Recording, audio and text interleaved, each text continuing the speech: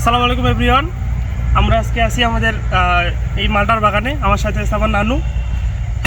নানু, বলো এই মালটা বাগান তুমি কীভাবে শুরু করলে প্রথমে?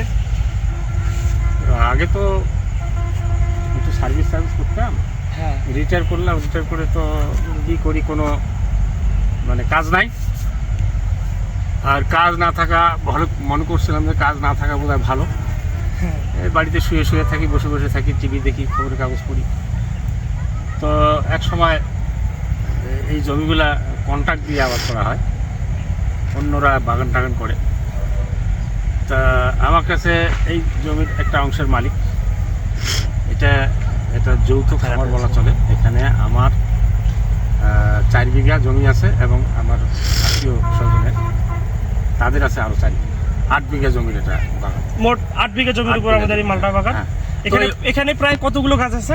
এখানে 8 বিঘা জমির মধ্যে আমরা মেনলি মূলত 5 বিঘা জমিতে এই মালটা বাগান করছি, মালটা লাগাইছি। আর 3 বিঘা জমি পাশে আছে। মালটার গাছ কতগুলো? মালটার গাছ 1000 মালটার গাছ। আর কমলার গাছ? কমলার গাছ এর মধ্যে 1000-এর মধ্যে কমলার গাছ 100 আর 900 আছে মালটা। তাহলে আমাদের এবার ফলন কীরকম আসছিল মালটা বাগানের?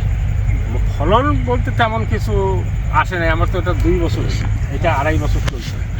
তা 3 বছরের দিকে ফলন আসবে এইরকম একটা ধারণা নিয়ে কাজ শুরু আমাদের এই বাগান শুরু করা। 2 বছরের মধ্যে এখানের এই 1000 গাছের মধ্যে ধরো 50-60টা গাছে গত সিজনে মালটা আসছিল আর কি।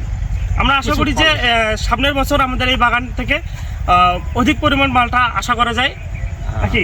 আশা করতেছি যে আগামীতে হয়তো 1000 গাছের মধ্যে যেগুলান হয়তো সবগুলান ফল আসে না, কিছু গাছ হয়তো বাদ যায়। স্বাভাবিক নিয়মে যেটা বাদ যায় সেটাই বাদ যাবে এবং সবগুলোতেই আমরা আশা করি অধিক পরিমাণে ফল আশা করতেছি আসবে। এটাই।